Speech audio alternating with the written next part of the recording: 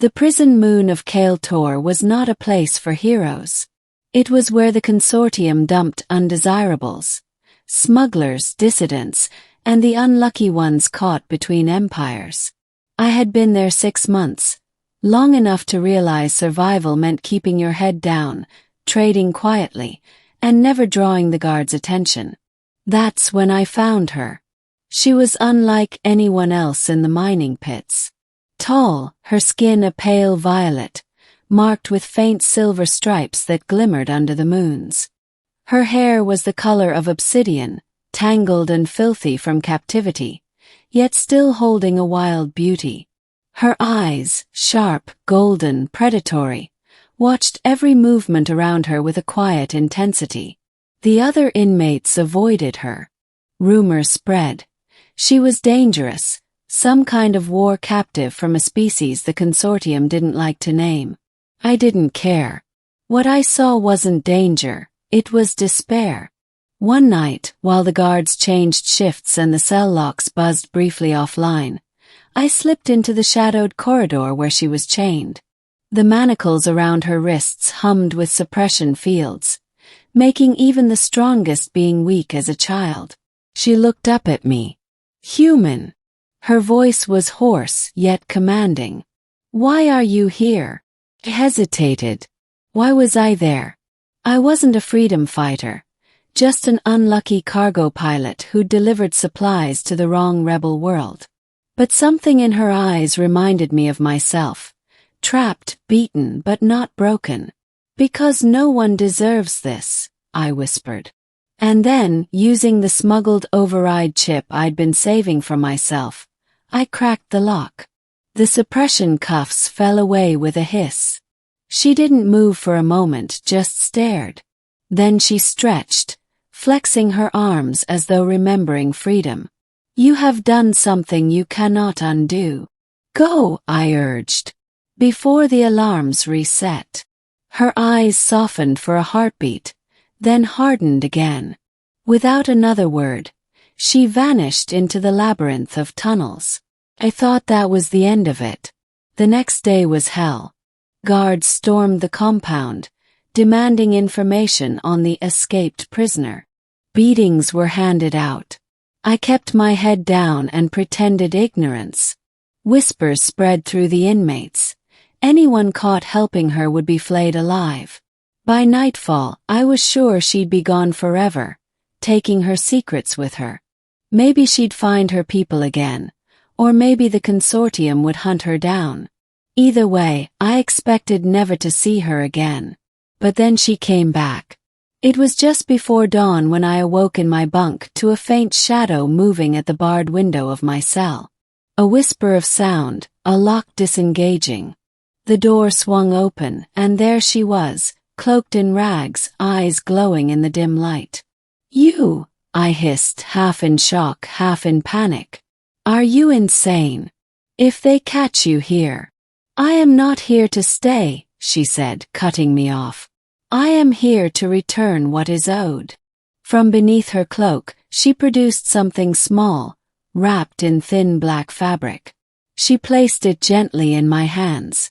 It was warm to the touch, pulsing faintly as though alive. "What is it?" I asked. Her golden eyes locked onto mine. "A gift. Bond. The promise of my people. You freed me when no one else dared. In my culture that makes you chosen." The object stirred in my hands, unwrapping itself. Inside was a shard of crystal, clear yet filled with swirling motes of light, like a star trapped in glass. It thrummed with energy, filling the air around it with a low hum. I swallowed hard. "Chosen for what?" She leaned closer, her voice almost reverent. "For alliance. For protection. For destiny. This is a shard of the starseed." The name meant nothing to me then, but the way she said it sent chills down my spine. Over the next hour she told me her story. Her name was Solara, of the Lithari Dominion, a people nearly erased by the consortium in a brutal war. The starseed, she explained, was their most sacred relic, fragments of which were entrusted only to those who had proven themselves beyond doubt. To carry one was to be bound to the lithary forever. "It will change you," she said. "Give you strength when you need it most. But more than that, it means you are no longer alone. Wherever you are, whatever happens, the lithary will answer your call." I stared at the crystal in awe. "You don't even know me. Why would you trust me with this?" Her gaze softened, the steel in her expression fading. "Because when I was nothing, stripped, bound, humiliated, you saw me. You acted when others only watched. That is rare. That is human." She said the word with a mix of wonder and respect. I wanted to thank her, but before I could, alarms blared in the distance. She straightened. "They have found my trail.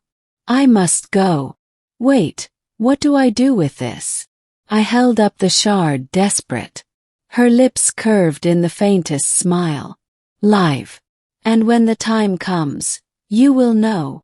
Then she was gone again, melting into the shadows. First I thought it was madness. A fragment of crystal couldn't change my fate. But I kept it hidden, close to my chest, and in the days that followed, strange things began to happen. The guard's stun batons hurt less. My body healed faster from beatings. My senses sharpened. I could hear whispers from across the yard, see details in the dim light of the mines. Other inmates noticed too, whispering that the human had something unnatural about him. Weeks later, when a riot broke out, I finally understood Solara's words. The guards opened fire with pulse rifles, cutting down prisoners left and right. I ducked behind cover, but instinct drove me forward, to protect the weak, to fight back. The shard at my chest flared with light, filling me with raw strength. When a guard aimed at a wounded prisoner, I moved faster than thought, disarming him with a single strike that shattered the weapon in my hands. For the first time, the guards looked afraid of me. The riot was crushed, of course. But I was not broken. They threw me into solitary, starved me, beat me, yet I endured. The shard whispered to me in silence, a steady heartbeat reminding me I was not alone. And then, one night, the sky above Kale Tor split open. Explosions thundered across the horizon as alien warships descended, sleek and shimmering with silver light. The prison's defenses crumbled like paper. And in the chaos I saw her again, Solara, clad in gleaming armor, leading a squad of lithary warriors. She strode through the wreckage as if she owned it, her golden eyes finding me instantly. "Human," she called out, her voice like a clarion over the screams and gunfire. "You kept the gift. Now it is time to claim your reward." The doors of my cell burst open. She extended her hand. Without hesitation I took it. We left Kale Tor burning behind us. The lithary fleet carried me far from that wretched moon, into a life I had never imagined. I was no longer a forgotten prisoner. I was a bearer of the starseed, an honored ally of a people who had nearly vanished. And Solara, she was no longer just the woman I had freed. She became my guide, my protector, and in time my friend. One night, as the stars wheeled outside the viewport of her ship, I finally asked the question that had haunted me since the day she returned. "Why did you come back for me?"